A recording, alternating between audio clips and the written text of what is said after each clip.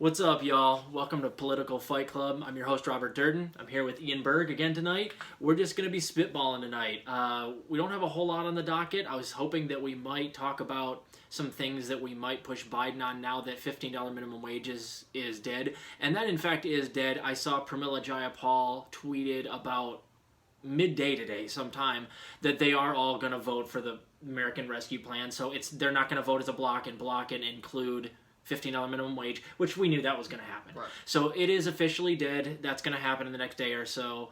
But now what do we move on to? Strategically, I want to just kind of go over some ideas of things that are feasible theoretically with Biden and some things that are just worth abandoning. They're just not going to be getting done. So The most important thing we have to talk to you today about is the interview with the royal family. Just kidding, no one cares. Yeah, no one gives a shit. Oh, dude. We don't care. We stopped caring about them. There was a time, like 1700s or whatever, there was like some tea was spilled in a thing, and we ever since then just don't. I did see a care. funny a meme today though that was like a picture of her and Yoko Ono, like Meghan Markle and Yoko Ono, like side by side, and it was like, "Bitch, you only broke up the Beatles. Look what I did." So it is crazy, and I do like that because, of course, it's exposing racism in the royal family. But I mean, if you're the type of person that doesn't know that the royal family's racist, then I mean, I've known it for. I mean, it's probably been true since before I was alive, and I've known it since I was 10. So Oh, yeah. if I this mean- is a surprise to you, you're not paying attention. And they might not be, and even if they're not, like, super, like, oh, white people are better than black people, I mean, the era, the time that they grew up in, you know, they're surrounded by white folks, affluent folks, you know, there was still British imperialism for a long time. So, you know, of course they're going to have some semblance of racism. Most older folks do have some racist tendencies. From what any conversation I have with most older folks, they're a little bit racist. Yeah, and it's not a UK thing. It happens in America, and I'll give you an example. I tweeted about this today, too. This is hilarious. Did you see Joe Biden was giving a speech? He was upgrading a couple of generals. I think they were 3-star generals. They went up to 4-star generals, and you give speeches when you do that. I didn't know, but I saw a clip today where he forgot Lloyd Austin's name. That's the Secretary of Defense, and he's a black guy.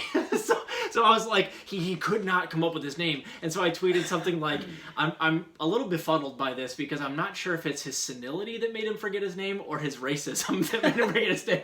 So I don't know. Probably, But, like, little he bit of has both. to be senile for a lot longer before he forgets he was ever racist. He's like, So, that black fella. That black fella. my token black general. It was so funny, man. So anyway, it's racism. It's across the pond. It's everywhere. So let's talk briefly about any ideas you might have. I've got 3 maybe of things that we could possibly push Biden on, and I still think they're a very low chance of passing. But there's a couple of executive orders that can be done. That circumvents the issue of the filibuster and the 60 votes you need in the Senate to pass anything, which you're never going to get it done.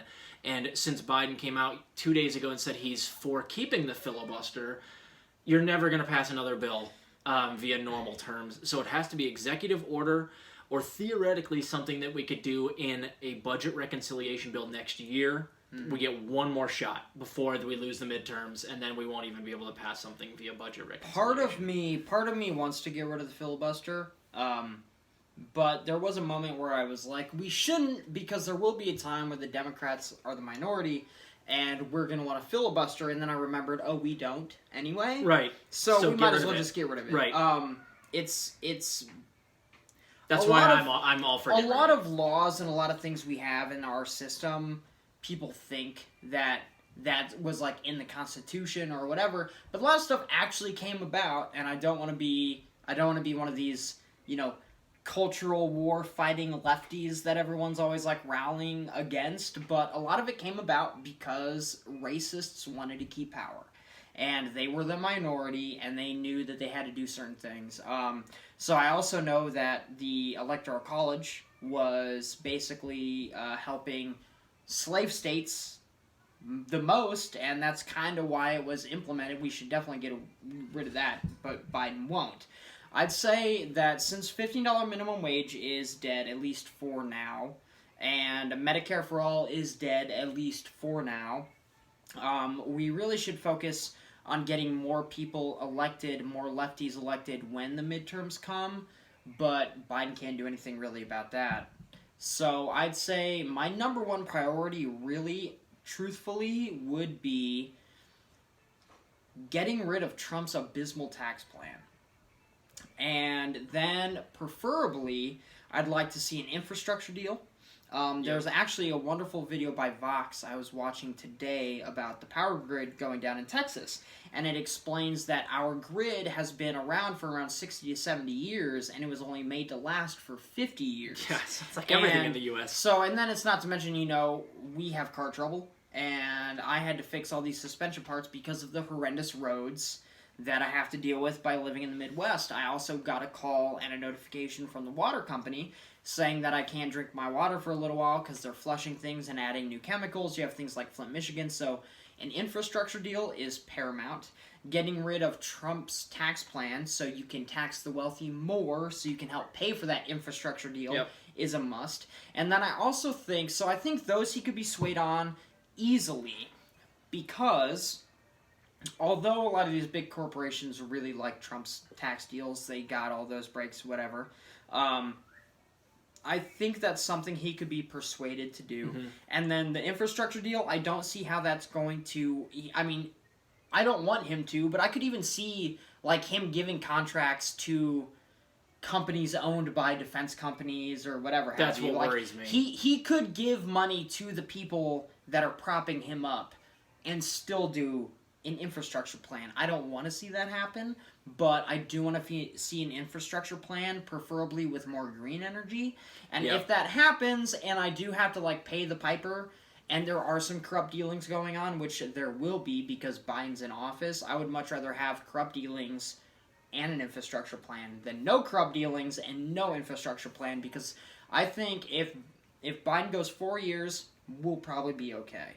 If he goes 8 years, or Trump comes in and he wins again, I don't think our infrastructure is going to last another 10 to 15 years without a massive overhaul. We have flooding, we have levees that need fixed, we have city after city is not going to be able to get clean water. That's why a lot of these, the people that foresaw the housing market bubble, they are investing in water because they know. Yeah, I saw that too. Yeah. So... tax plan, infrastructure plan, and I don't know for sure. He's always been very hawkish, but I'd really like to stop selling arms to Saudi Arabia. I want to see the civilians in Yemen live nice, productive, happy lives. I don't want children getting bombed. I don't want sick people dying because they can't get their medication. I don't even know, I haven't really looked into it, but I'm pretty sure that our embargo on medicine is still in effect. I think so. Which is a violation of international law, right. And there's no reason for Biden to do that other than Saudi Arabia wants it. And so if we do an infrastructure plan and we can be more green and we're not reliant on Saudi oil, we don't have to kowtow to them as much. So those are my three things mainly. Tax, infrastructure, and getting out of Saudi Arabia. Those are things I'd like. I'd like to get out of the entire Midwest, but that's never going to happen because Biden loves defense contractors. Yeah, the whole thing with these things is always going to be framing. I don't know how you frame an infrastructure plan to Biden. I don't know how, unless you really could cut some really sweet deals with defense contractors and he'll make his donors very, very happy, and that's who takes it over. It'll be a privatized infrastructure plan, which will suck because it's going to be corners cut everywhere. It's not going to be high quality. It certainly won't be green. So they'll have machine gun turrets everywhere. But I mean, other than that, I don't see any way to reframe it to incentivize him on an infrastructure plan. But Joe Manchin is pro infrastructure plan. He came out a couple of days ago and said he wants an infrastructure bill. So maybe they could do it through budget reconciliation in the next bill. Because if you know Manchin's on board for it, then do an infrastructure plan through the next budget reconciliation process, which you can only do one more time next year. Well, and not to mention, too, the energy companies, one is owned by Bloomberg, who owns a lot, and there are a whole bunch of other companies, and they spend lots in lobbying, so maybe give them a good tax break, or even have some taxpayers, which I don't want. Like I said, I don't want this to happen, but we do need new infrastructure, having taxpayer money given to these companies so they can fix this infrastructure for cheaper.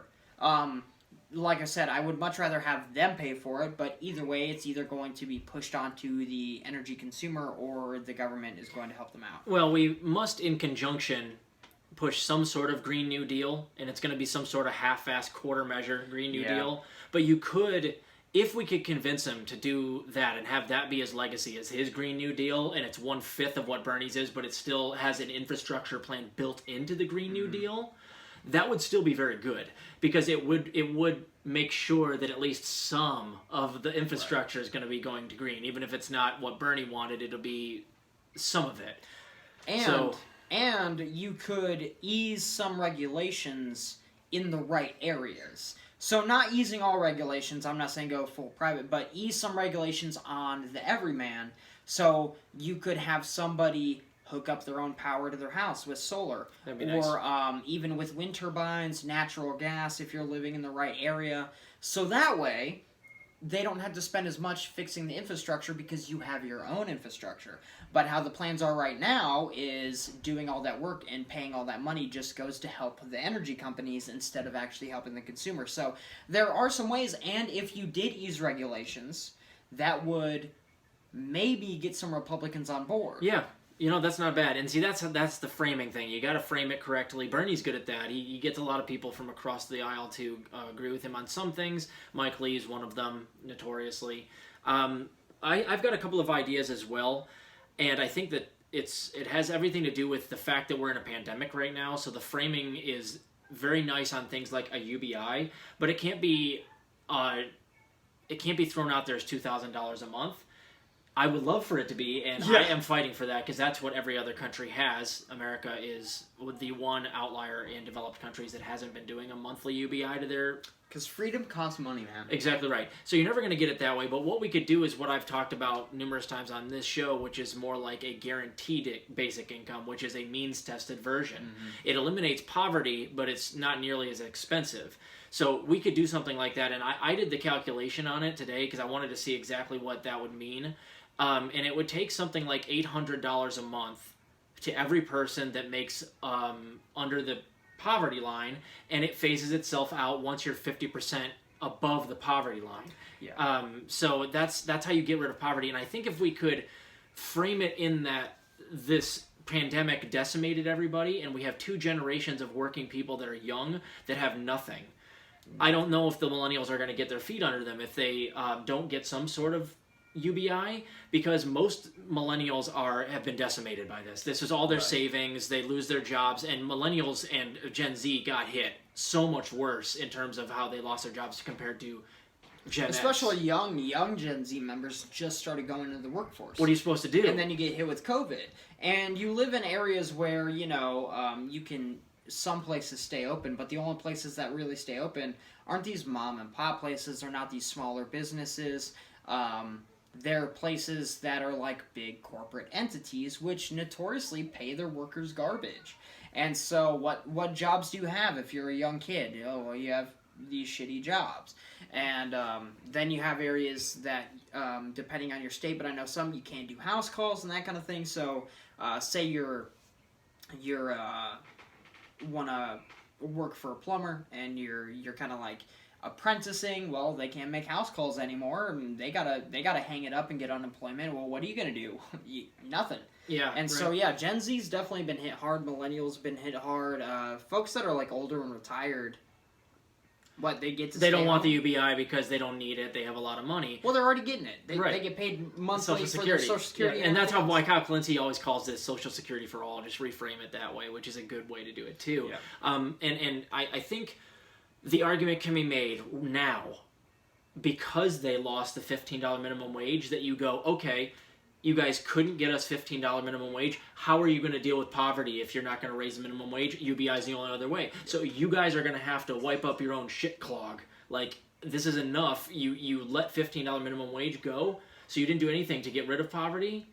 You need to do the UBI now as kind of like a stopgap for us getting the minimum wage. And it can be framed thusly, and I think if you hate on them enough and remind them enough that they didn't do anything on it, we might be able to get something like that. It's never going to be the $800 I want either. It'll be $400. But at $400 a month UBI, would still help a lot of people make rent. And that's like, that's your food. If you're a family of 3 like I am, that's your food and a couple of bills, that takes care of. You don't have to worry about those anymore. Unless, if the Republicans were honest with themselves and they were tired of talking about the welfare queens and everybody living off the state and your taxpayer dollars, well, then you could always reintroduce some kind of the Stop Bezos Act under a different name, put it in something else, and they'd be like, oh, we're going to make corporations pay the higher taxes if their employees have to live off the government. Individually. And you think if an actual conservative, if a principled person was like, yes, I don't want your taxpayer money and my taxpayer money going to pay for some random guy in Cleveland because he doesn't want to work, well then the corporations would be the ones paying the higher taxes. But we all know the Republicans aren't going to do that. But that would be an excellent way to do that. I also think that they need to raise the poverty line. Yes, they do. It hasn't gone anywhere. Yeah. And to be honest, the poverty line is so low. And the minute you come above that, you lose, half of your benefits or all of your benefits, and you're still not making nearly enough to really survive. Yes. So I definitely like that idea for sure. Another one is, and this is super easy, and this would help with a lot of things, man. Marijuana. Executive order. Take it off Schedule 1. There's no reason for it Biden can do it on his own. Okay, so here's the reason why it's a good idea beyond the way I would frame it to Joe. It shouldn't have been illegal in the first place. It's medicinal. It comes from the ground. It's, it should not be illegal, and it's legal in everywhere else in the world. And it helps with a million different things in terms of illness.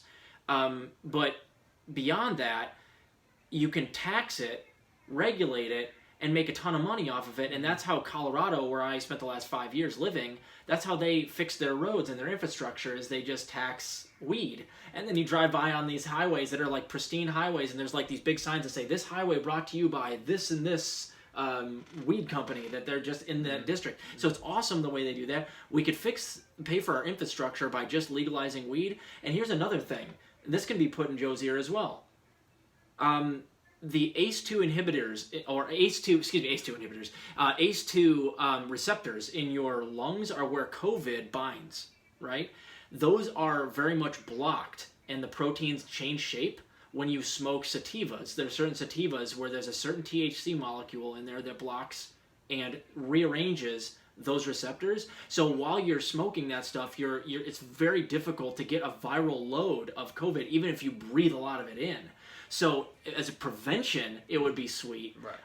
And now, just a reminder to everybody out there, although he is a doctor, that when you catch COVID, it does sit in your sinuses for a very long period of time. Around 2 weeks is the intubation period. Yep, so that's right. Smoke weed all the time, every day. That's exactly right. Because when you take a break is when it's going to come down. Dude, if it were up to me, and I tweeted this earlier today, man, they should just load millions of crop dusters every single day with like weed that you can burn while it's in there, and just crop dust the entirety of our population thrice daily. And COVID would drop like a fucking rock. And then the other thing would happen is everybody would chill out. Snack prices would go up. People that Hostess will lobby for that stuff. People that own Cheetos will be like, well, exactly. How much is it? Like, these 99-cent bags are going to be $18.50 now, because everyone's going to be like, man, I just need some Flamin' Hot Cheetos. That's all I need. But, I mean, so there's numerous ways. The main thing has to be the economy, because Joe Biden, after they pass this bill, I imagine the only goal that they're going to have is don't let the economy tank while we're in office. Wait, like, keep it afloat. And we are in a boom bust cycle. We are in a bubble. It is going to come down at some point. I just don't know if they can keep it like that, but here's what they could do.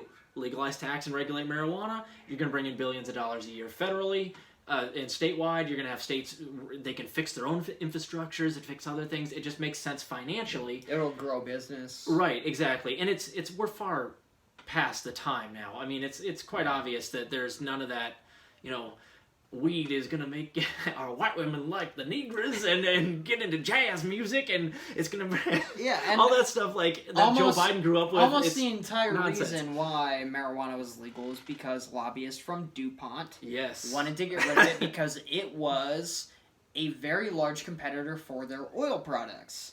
Well, we want to get off oil anyway, and oil isn't just gas and stuff you put in your car. It's clothes, it's plastics, and you can do a lot of things with marijuana that you can do with oil. And so it's another big step in going green. You could even put that in the Green New Deal. Yeah, because it would get rid of a lot of plastics. It goes, and everything that is made of hemp is biodegradable, and everything that's made of hemp in terms of like stability, like hempcrete, is so much stronger than concrete. So it makes sense on all. And if your house catches on fire, everybody just gets stoned. Yeah, right. So next thing, but that can be done via executive order. It doesn't need to go through the Senate. Just executive order. So, excuse me. That's why I put that one on there, is because simply it's just so simple. He just needs to be convinced to do it. This second one is the exact same thing: student loan debt forgiveness. And again, you frame it in that. Imagine how much you would help millennials. You don't even have to give them money; just free them of their college debt. And so that would help the economy, because if millennials don't have that $200 or $300 a month student loan payment every month, that's a lot of money that they can be spending. And almost everybody I know that went to college still has plenty of debt. Anybody that I know that was lower middle class, they're not out of debt. They're never going to be out of debt. So this is something you could do on principle. It would just help you with your help the millennials. But also it would help your votes, because millennials would be like, hey, I appreciate that. And you didn't do well with millennials, Joe Biden. If you remember correctly, you got trounced. So that would help you a lot politically.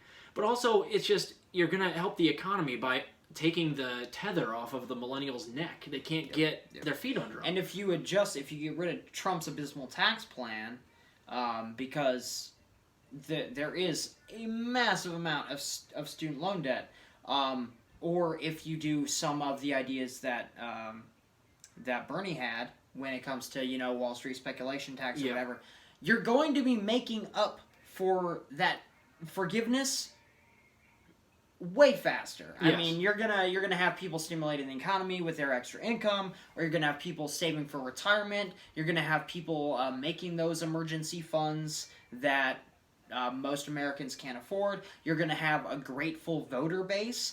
And if you get rid of those taxes, or if you change the Trump's tax plan, you're going to be making that money up. So there's literally no reason not to do it. Yeah, it's $1.7 trillion is locked up in student loans right now, and some of that, when you forgive it, is going to go into savings, but I would bet my bottom dollar that $1 trillion of it at least is going to just be expendable income that these people have. It's like injecting $1 trillion right into the economy over the period of the next couple of years when they have the money to spend. So it makes sense on all angles. It would supremely help me, but I don't even care about myself so much as, like, I see other people that have these fucking extremely expensive bachelor's degrees, and they can't get a fucking job anywhere. They owe $50,000 and they're making $20,000 a year. I owe $290,000, and I've never made more than $40,000 in a year. So I'm not much better, but it's neither here nor there. No one's doing well on this. It could save everybody by doing it. And Elizabeth Warren's bullshit, like forgiving some of it, 50,000. Or the $10,000. If you aim at 50,000 with Joe Biden, he's going to negotiate you down to like $1,000 or $5,000. You have to aim for the stars so you can hit the moon. So let's try to forgive all student loan debt. Maybe we'll get lucky and 50,000 will get forgiven, and that will free up all of these people with these bachelor's degrees that aren't worth as the toilet paper they wipe their ass with. Right. And then the last thing was the Green New Deal. We kind of just mentioned it, but just something half-assed Green New Deal. And you can fit so many other things we've talked about into it. Marijuana could be in there. Theoretically, a new Medicare for All could be in there, but he won't do Medicare for All. But healthcare expansion could be built into the Green New Deal. And the infrastructure plan can be built into the Green New Deal. Right. The problem with it is using regulations on green technology would be great too. Yes. Yeah, and what I would do now, because you will never pass a Green New Deal with the filibuster, so you're not going to pass it via normal means. With the filibuster in the way and the 60 votes in the Senate, you won't get it. So you'd have to do a Green New Deal that the parliamentarian says is okay to pass via budget reconciliation next time around. That's where in La La Land is never going to happen, but we can push him and see what happens. Yep. Yeah, I'd say it's strange to me because there's a lot of positions that I see Joe Biden just breaking promises on. And to be honest, I don't think that we could make the literal best argument for any position, and it'll just be like, wait, that's a good idea? I'm gonna go with no. Right. Yeah, and so what I'm doing is to let you guys in on my whole scheme of political fight club. I'll put it bluntly. I don't expect for them to be pushed on anything. I don't think they're going to do anything good. But the more stink we make of it the entire time they're in there, the more angry people will get when the next election comes up, and then we won't get outvoted next time. So if they don't do anything, which I expect, it'll make us more angry so long as we're just engaged. And I'm going to be on this show yelling every day at every bad thing they do. I'm never going to let them forget it, because when the next election comes around, I don't want us to have forgotten anything. That's another reason why the left needs to fight more. Because although they might not get anything done, the American people will see that they are fighting. Exactly. And they'll be like, oh, they're fighting, but they need more people. They need backup, so I'm going to vote for a lefty when that election comes. So you gotta push for it. And you have to expose the Democrats. Even if you know you're not going to get what you want, you got to fight for it anyway. Yep. And again, I don't even think that a lot of my plans for like running Nina for president, I think have a low success rate. I don't think that they would possibly work. But if you run it right and you don't bow out without any concessions like Bernie did, let's say that Nina loses but makes it really close, she could do what Bernie didn't do, which is go, all right, if you want my endorsement and you want to win the general election, you're going to have to give me these 10 things. And they'll say, well, no, we're going to give you 2 things. And you go, no, we're going to give you 7. And we meet in the middle, and you get 4 executive orders that are awesome in exchange for the endorsement. And that's just because you've screamed and yelled and ran and made a fight of it. Because we all know that now. And if he goes back on that endorsement, you come out and you fight like hell against him. Also, I think if we could get just 5 good progressive senators, we would have hella awesome. Way more power. Yes. Because although the House is great, and there are more progressives getting elected into the House every election cycle, the Senate blocks everything. You need those progressives in the Senate. So even if the Senate even if the progressives don't have the White House, which is probably going to be a long time coming, if we get just a couple members in the Senate, that's enough to sway a lot of legislation. Even if we just got 2 or 3, if it stays close, again, then you got to block. I mean, because there's only 50. Manchin is holding up literally everything. Exactly, by himself. He's one guy. Exactly right. So if we could get 2 or 3, that would be enough. So I want AOC to run against Chuck Schumer.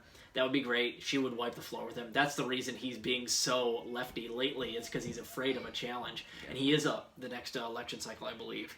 And I'd have to look at a list. I'd like to have to see what neo-libs are up and who's susceptible to a run against them. That would be great. Right. That would be wonderful. And it'd also be nice to get rid of some gerrymandering stuff, but that's a whole nother episode. Yeah, we're going to do that on a different episode, a whole episode. And on the next episode, we will go over H.R. 1. I read about half of it today, or the synopsis on Howie Hawkins' website, which is a very long synopsis.